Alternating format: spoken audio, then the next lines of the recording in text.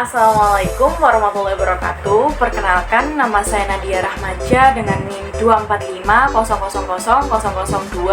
Saya dari program studi bimbingan dan konseling. Di sini saya akan membuat video untuk mata kuliah Asesmen Psikologi Teknik Tes dengan dosen pengampu Dr. Muwahhidah MPD atau biasa dipanggil Bu Kiki. Saya dari Fakultas Keguruan dan Ilmu Pendidikan Universitas PGRI Adibuana, Surabaya.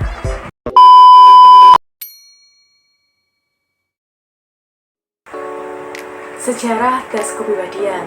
Nah, sejarah tes kepribadian dimulai pada tahun 1880-an oleh Sir Francis. Beliau merupakan sepupu dari ilmuwan terkenal yang bernama Charles Darwin. Charles Darwin pertama kali membuat laboratorium untuk mengukur perbedaan individual.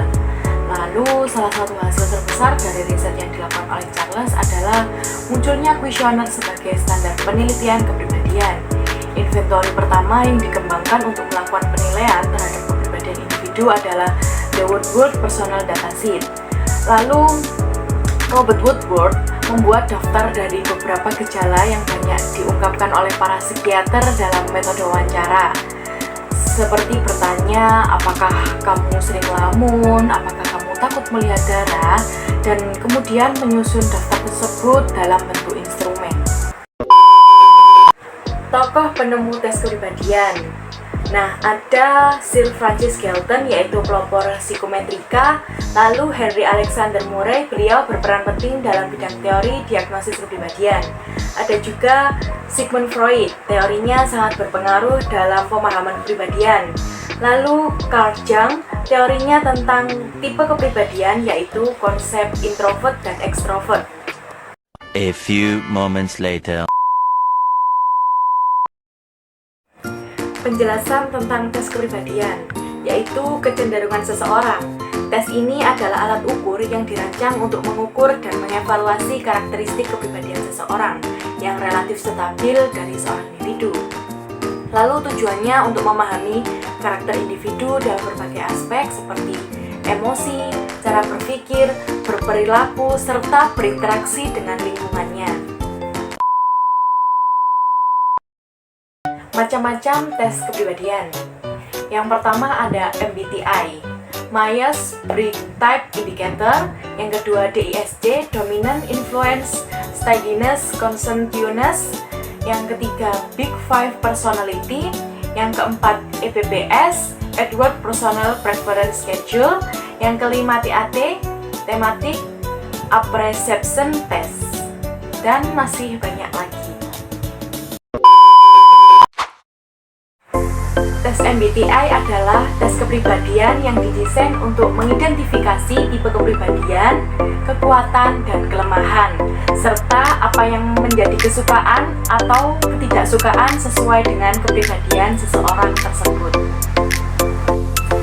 Nah, yang menciptakan tes MBTI ini namanya Myers dan Briggs. Jadi, Catherine M. Briggs dan putrinya yang bernama Isabel Briggs Myers mengembangkan tes MBTI selama Perang Dunia Kedua, dan mereka mengikuti teori Carl Jung.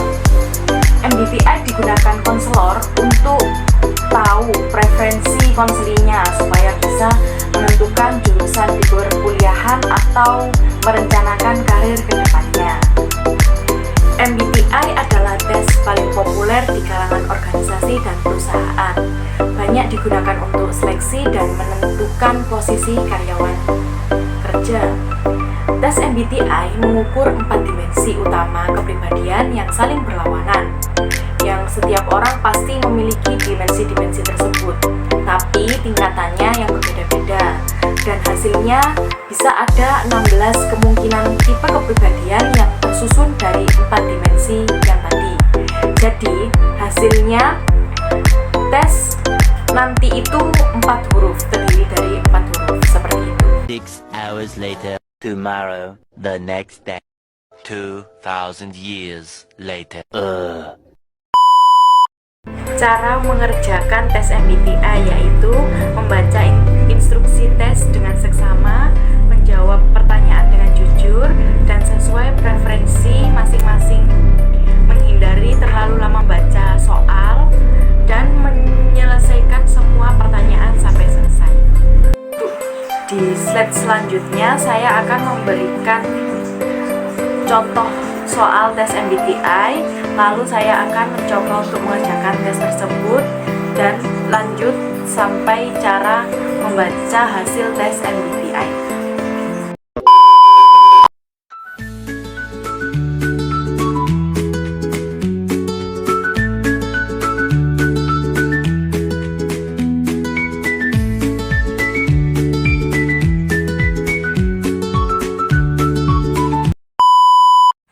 Nah, cara membaca hasil tes MBTI yaitu kombinasi 4 huruf yang menggambarkan tipe kepribadian seseorang.